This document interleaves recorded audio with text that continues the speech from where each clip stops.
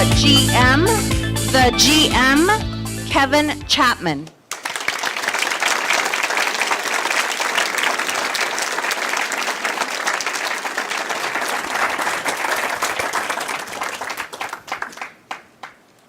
"15 years ago, I worked at the Crowne Plaza Hotel. One time, we got a new general manager, the GM. This put my job in real jeopardy, the new GM. He wanted to have a conversation with every employee who worked overnight graveyard shifts. That included me.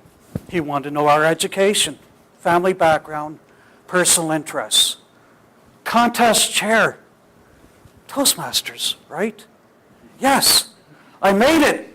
I'm here. Thank you, Greyhound.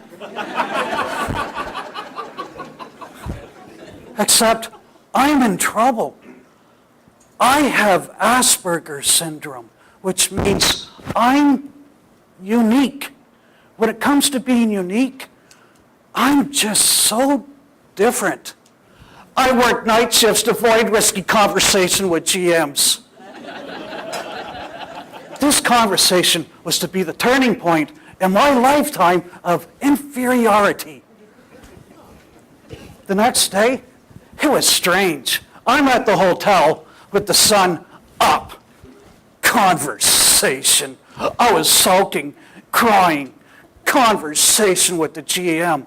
I don't have the self-confidence for that. 35 people told me, just be yourself. That's the problem. Everywhere I go, I keep showing up. Later, I'm sitting by the GM's office. I'm tense, just a little bit nervous.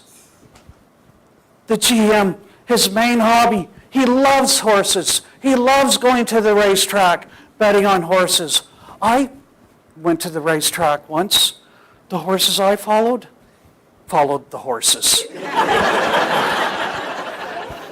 Abraham Lincoln's birthday, day before my birthday. What a difference a day makes. How am I going to succeed in the hotel industry if I don't learn to speak to important people like the GM? If this one day, if I could set aside my inferior feelings, show some self-confidence, the same self-confidence that got you the job at the Crowne Plaza in the first place. The door swung open. It was a GM. You won't believe. He was not a monster, but a human being. And he even had less hair than I did. We sat down. The first thing that we talked about was education. I told the GM, you'll be very surprised. I actually do have some education, a degree in accounting. The one thing that motivated me in school was knowing that each time that I failed the test, I was closing the doors on future job opportunities, unless I wanted to work in a hotel. The GM raised his eyebrows. Kevin, the only reason why I majored in hotel restaurant management, it was the only thing I could pass. I raised my eyebrows. Funny. We went on to family. I told the GM, you'll be so shocked. My family's actually very functional. I have 2 beautiful sisters, a lovely mother, stepmom, under a different roof. My dad, he was my hero. The GM raised his eyebrows. Kevin, I have 2 families. My first one, my wife and children. My second one, right here at the hotel. I raised my eyebrows.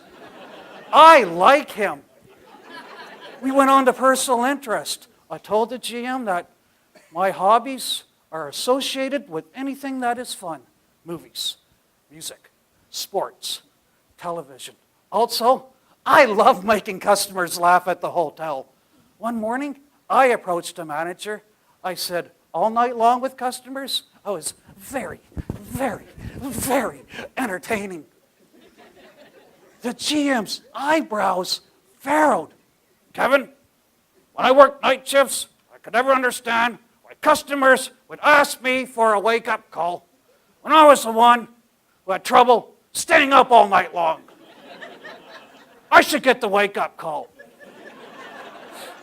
He continued, Kevin, I assumed all-night auditors were dull, little personality, and no ambition. Throughout this conversation, you've been energetic, charismatic, and dynamic.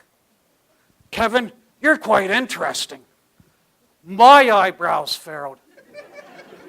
I told the GM I was only like this at the hotel to help maintain the hotel's image. The GM, he ended up liking me because I was unique, different, just like him. One night the GM visited us at work. He asked my partner how the night went. My partner said, Actually, sir, I'm just waking up. My GM said, Phil, that is a Kevin joke. Be your own person. I can handle one Kevin, not two. Toastmasters, the GM, he gave me a speaking tip. He told me, as my trademark, that I should do a dance in every speech. For those who do not know me, now you know why I'm dancing like this. Why do people have to hypnotize themselves into thinking that they have to be like so-and-so? God did not create a standard person, label them, and say, this is it. You are not like any other person. You're not supposed to be.